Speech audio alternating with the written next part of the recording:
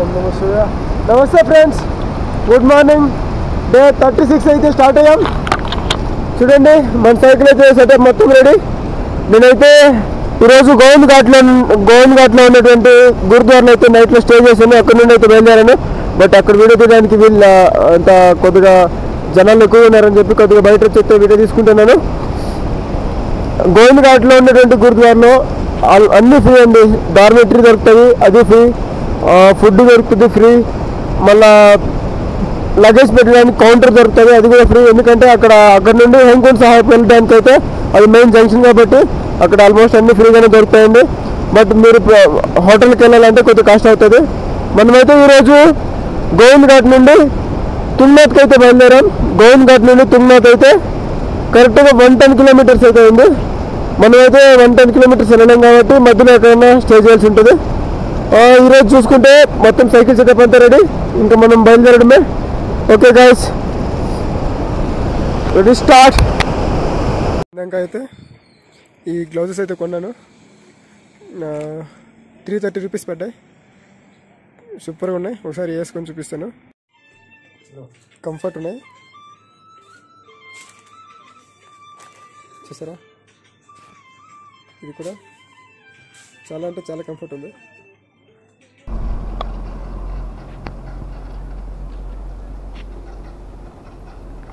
Actually ఇప్పుడు మనమైతే వృద్ధబద్రి అనే టెంపుల్ దగ్గరికి అయితే వెళ్ళిపోతున్నాం. ఇది ఏంటంటే పంచబద్రి అంటే 5 బద్రీనాథ్లు అయితే ఉన్నాయంట. వాటిలో ఇదొక్కటి. ఇదైతే జోషిమఠ్ ఇంకా కొద్దిగా ముందుకున్నటువంటి విలేజ్లో అయితే ఇదైతే ఉంది. మీరు కూడా బద్రీనాథ్ని విజిట్ చేస్తే ఇది కూడా ఒకసారి విజిట్ చేయండి.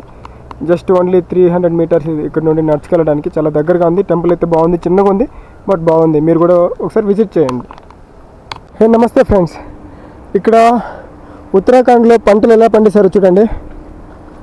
చూడండి ఇదైతే పచ్చిమిరపకాయలు ఎంత తక్కువ ప్లేస్లో పండించారు చూడండి. మళ్ళీ అక్కడ కొద్దిగా క్యాబేజ్ ఉంది. మళ్ళీ అక్కడ కొద్దిగా వేరే ఏదో పంట ఉంది, అది సరే కనిపిస్తలేదు. ఇదైతే తెలుసు కదా, సొరకాయ చెట్టు, ఇవి బెండి చెట్లు చిన్నగా వేసుకున్నారు. బట్ ఇక్కడ నాకు రాగి పంట అయితే కనిపించింది.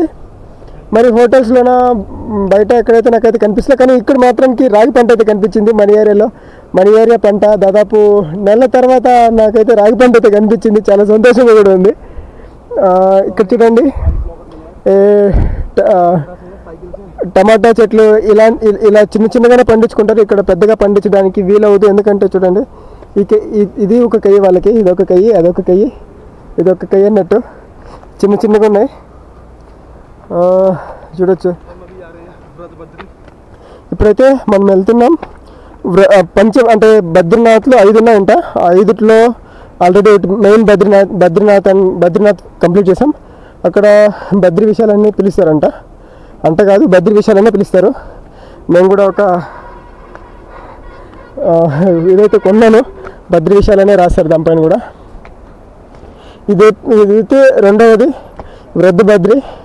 వాటికైతే వెళ్తున్నాం. వృద్ధబద్రి అంటే ఓల్డ్ అని అర్థం అంట. ఇక్కడ చూడండి, ఇక్కడ చూసారా, ఇక్కడ వంకాయ చెట్లు ఎంత చిన్నగా ఉన్నాయో, చిన్నగా పండించారు. ఇది ఉర్లగడ్డలు, ఇంక ఇవి కంది చెట్లు. ఆల్మోస్ట్ మన ఏరియాలో పండించే పంటలన్నీ కూడా వీళ్ళు పండిస్తున్నారు. బట్ కొద్దిగా లోపలికి వస్తేనే కనిపిస్తున్నాయి, రోడ్లో వెళ్తే ఏం కనిపిస్తలేదు. కాకపోతే వీళ్ళ పంటలు అంతా చాలా చిన్నగా ఉన్నాయి. అంటే చిన్న కయ్యలు, ఎందుకంటే మొత్తం కొండ ప్రాంతం కాబట్టి చిన్నగానే ఉన్నాయి. ఇక్కడ కూడా చూడండి, ఇక్కడ కొద్దిగా రాగిలు అయితే ఉన్నాయి. ఇదైతే బత్తాయి, అదే ఆరెంజ్. యాక్చువల్లీ ఇప్పుడు మనం వెళ్తున్న టెంపుల్కి పైనుండి వస్తే చాలా దగ్గర అండి. అది నాకు తెలీదు. ఇక్కడ మధ్యలో ఈ అన్న అయితే చెప్పారన్నమాట, ఇక్కడ టెంపుల్ అయితే ఉంది, మేము వెళ్దాం అన్నట్టు. అందుకని వచ్చాను. నాకు ఒక టెంపుల్ని కవర్ చేసినట్టు ఉంటుంది. ఓకే ఫ్రెండ్స్, చూడొచ్చు. వీళ్ళు మొక్కజొన్న కూడా ఉంది. అన్నీ తక్కువగా చిన్నగా వేసుకున్నారు. ఎందుకంటే వీళ్ళకి ప్లేస్ చాలా ఉండదు కాబట్టి.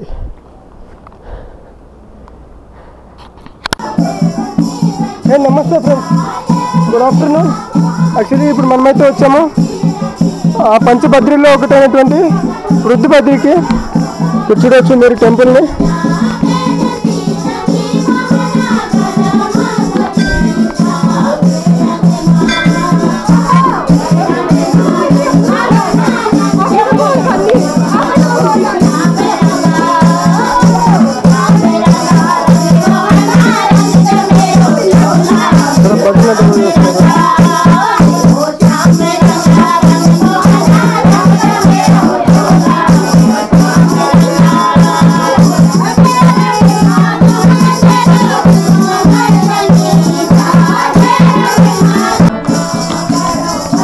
ఇక్కడ చూడండి, ఇదైతే వృద్ధబద్రి, పంచబద్రిలో ఇది ఒక బద్రి. ఇక్కడ చూడొచ్చు. దీని గురించి కొద్దిగా అయితే ఇన్ఫర్మేషన్ అయితే ఉంది, హిందీలో ఉంది, బట్ మీకు ఇంగ్లీష్లో చూపిస్తాను. ఇదైతే లాటిట్యూడ్, లాంగిట్యూడ్, ఆటిట్యూడ్ చూడండి 1485 మీటర్ల ఎత్తున అయితే మనం ఉన్నాం. ఇంకా దగ్గరలో అయితే ఇక్కడ నుండి బద్రీనాథ్ అయితే 53 కిలోమీటర్లు, ఆదిబద్రి అయితే 92, అండ్ యోగబద్రి 30, అండ్ భవిష్యబద్రి అయితే 31 కిలోమీటర్లో ఉంది. నరసింహ మందిర్, జోషిమఠ్, యాక్చువల్లీ దీనైతే దాటుకు వచ్చేసాం మనము. ఇక్కడైతే ఇంకా పూర్తి అయితే ఇంగ్లీష్లో ఉంది, మీరు చదువుకోవచ్చు. ఒకసారి దగ్గర పెడతాను.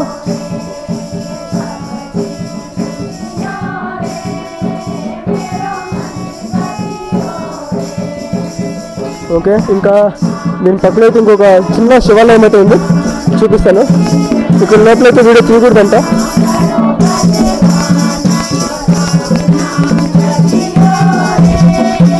ఇక్కడైతే మన శివ అయితే ఉన్నారు, చూడొచ్చు. ఓం నమ శివాయ, ఓం నమ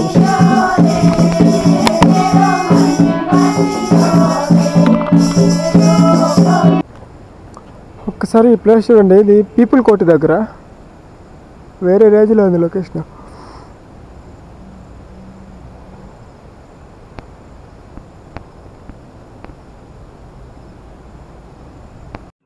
ఈరోజు మధ్యాహ్నం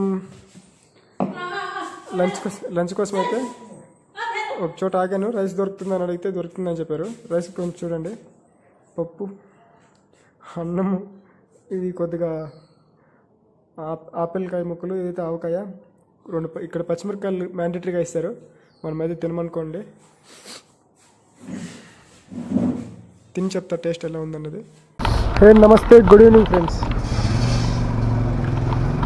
ఇప్పుడు మనమైతే అంటే 36th డేకి స్టే అయితే చమోలి అనే విలేజ్లో అయితే ఉన్నాము. అంటే ఇది విలేజ్ అయితే విలేజ్ కాదు, కొద్దిగా పెద్దదే. ఇక్కడ చూసారా బోర్డు, అంత పెద్దగా కనిపించలేదు. దీన్ దయాల్, దీంతో అంటే షెల్టర్ ఫర్ అర్బన్ హోమ్లెస్ పీపుల్కి ఇక్కడ ఒక ఇది ఉంది, దాంతో అయితే ఉన్నాను. ఇక్కడ చూడొచ్చు రోనా బాసర్ అనేది. దీంతో అయితే డార్మెటరీ అయితే ఉంది. డార్మెటరీలో 100 రూపీస్ ఒక పర్సన్కి. ఇక్కడ చూడవచ్చు.